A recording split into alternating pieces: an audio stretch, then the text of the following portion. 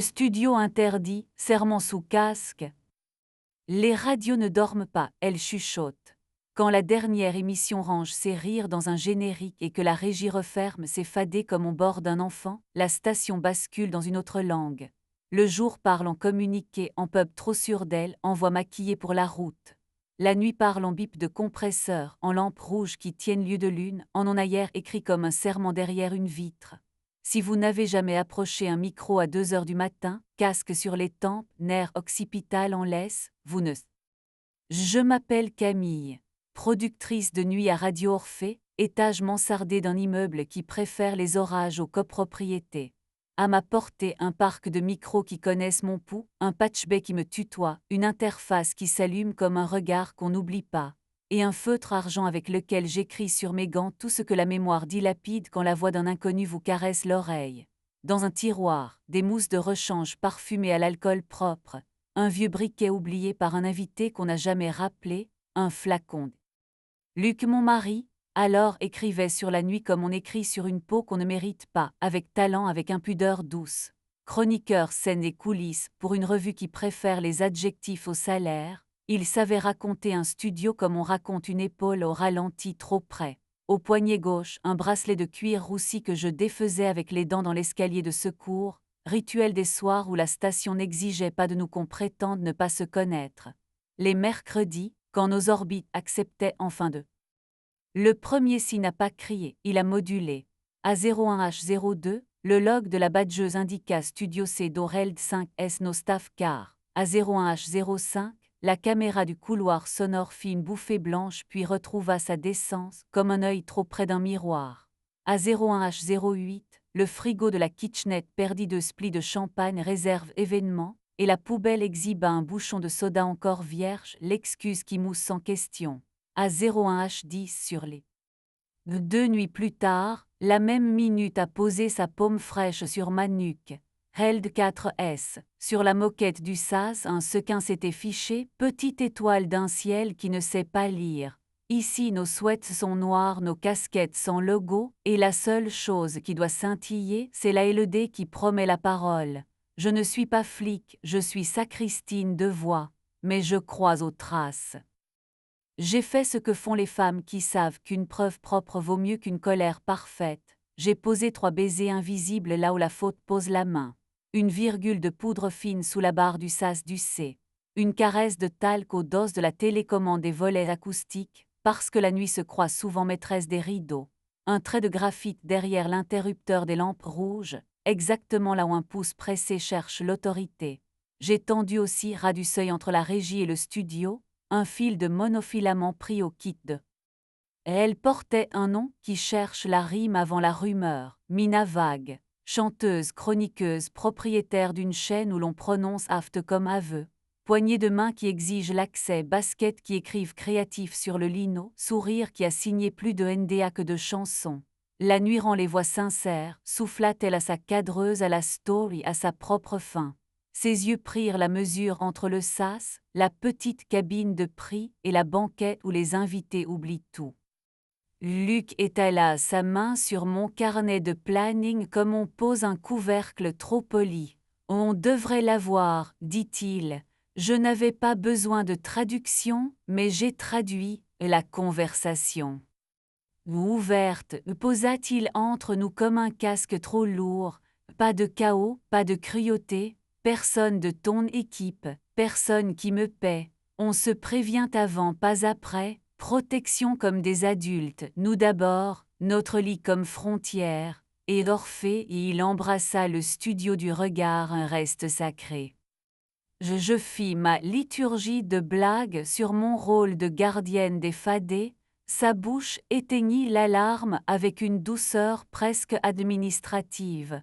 Nous avons signé sur peau. Le matin me rendit mon fil, roulé en boucle morte contre le seuil.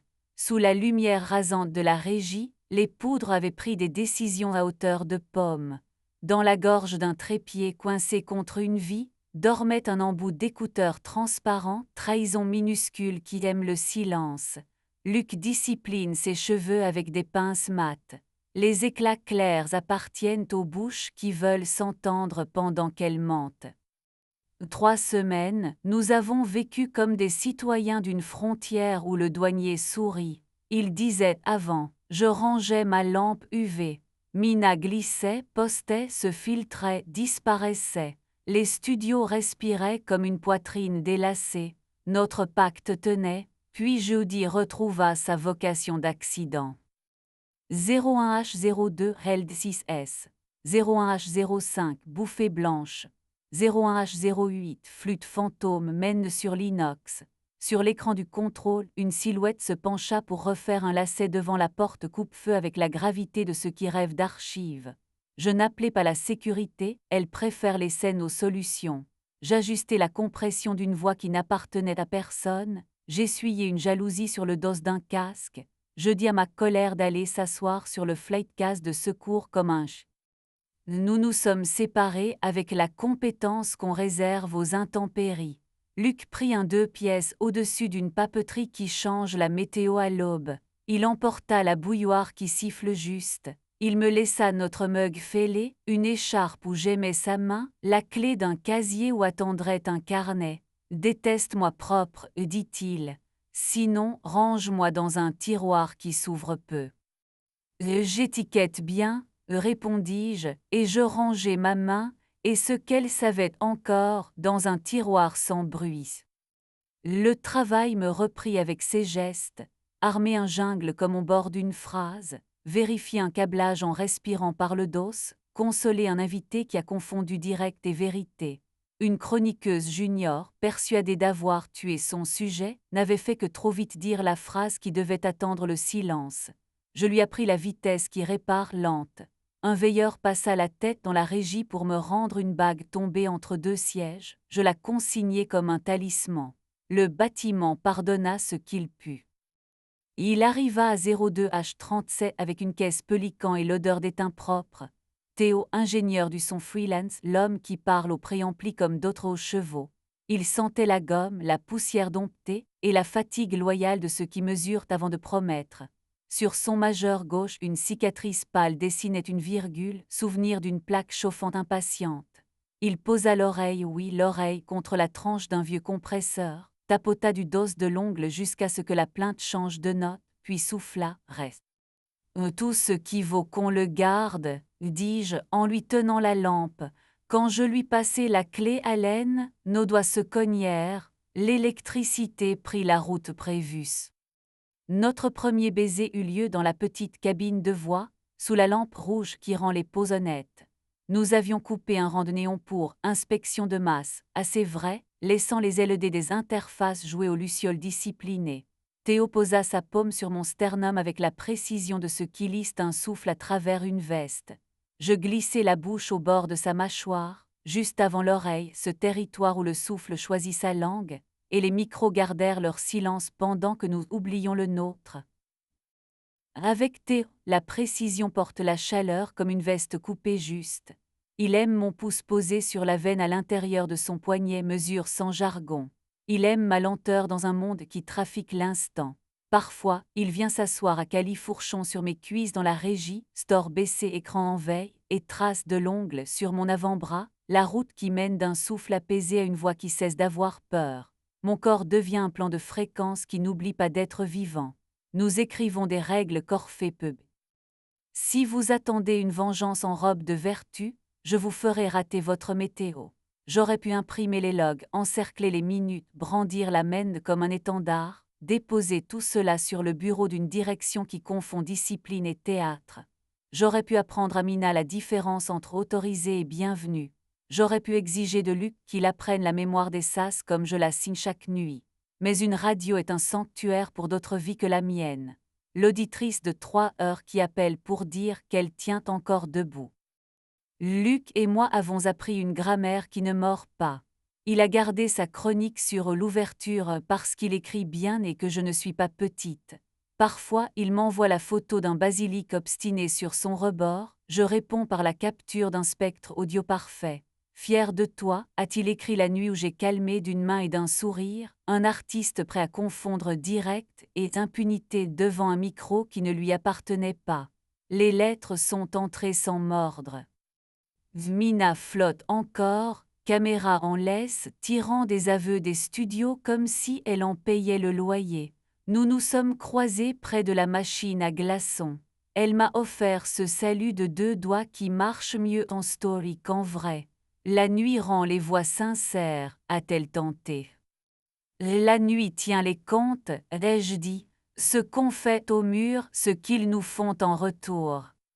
Et elle a souri d'un sourire qui confond élégance et permission, et la porte s'est refermée avec ce petit bruit propre qui me tient debout. Les nuits ont repris leur honnêteté. Un poète a retrouvé la phrase qui s'était cachée derrière son palais, je lui ai prêté un verre d'eau et le silence. Une stagiaire a rendu à une prise de voix la respiration qu'elle avait perdue, je lui ai prêté mes mains, pas mes larmes. Un vu-maître a hésité, puis s'est souvenu de sa promesse. Le bâtiment a pardonné ce qu'il a pu. Il m'arrive de m'assoupir sur le canapé de la régie à une heure que mon téléphone appelle incongrue. Si le tibia de Théo repose lourd sur ma cuisse, virgule exactement à la place où la phrase la voulait, je pose la main le long de sa gorge et j'attends le petit soulèvement qui signifie oui. La différence entre une fin et un aboutit à une température, une odeur de mousse neuve et de câble tiède. Ma paume la lit mieux que ma bouche ne saurait la vendre. Des mois après que la poudre a regagné son tiroir, la Fondation a organisé Nuit des ondes, gala où l'on baptise la générosité dans des verres trop fins. J'ai porté du noir l'uniforme qui pardonne aux projecteurs quand ils mentent. La chef des mécènes m'a demandé, sans dire T, s'il était doux. Nous savons désormais offrir les prénoms comme des fruits, pas comme des pierres. Il est exact, ai-je dit. C'est le mot de ma religion, tendresse avec Manuel. Luc est passé, bracelet que mes dents reconnaîtront toujours. Sois bonne, a-t-il dit, pas bénédiction, consigne. Nous avons touché nos verres d'eau, l'eau garde les mains honnêtes et chacun a regagné sa station. Les radios ne font pas la morale. Elles font des conducteurs, des répètes, des 1000 petits gestes conçus pour que des inconnus ne brisent pas leur nuit contre des promesses trop fines. À la nouvelle productrice qui glissera sa tête dans la régie, yeux trop grands, et me demandera quoi faire de la partie du travail qui refuse la fiche de poste, je dirai ce que je me dis quand un en-ailleurs m'offre une scène pour mon orgueil, consigne, respire, décide, garde le sanctuaire sacré, ne demande pas au mur de porter ta rancune, garde si tu dois, la avant le jour, je prends ma dernière ronde comme un hymne appris avec les pieds. Je passe la main sur la rambarde du petit escalier, vieille amie. Tout vert, je murmure aux interfaces manières différentes de parler depuis l'endroit derrière mes côtes. Les petites LED livrent leur petite vérité. J'éteins ce qui doit dormir. Je tourne une clé, toute une profession pliée dans un clic, et j'ouvre la porte sur le toit. Parfois, Théo est déjà là, crayon derrière l'oreille, odeur de métal sage et de sommeil rendu. Il pose sa paume sur mon sternum comme un artisan qui fait confiance à son oreille. Je pose la bouche sous son oreille, là où le souffle fabrique la seule langue qui n'a besoin de personne. Je garde le seul serment que j'ai pris sans papier, les sanctuaires se bâtissent, ils n'aiment pas la scène, l'amour est une routine qu'on annote au matin, je n'utiliserai pas ces murs pour exposer ma vengeance. Si mon log tousse encore à 01H02,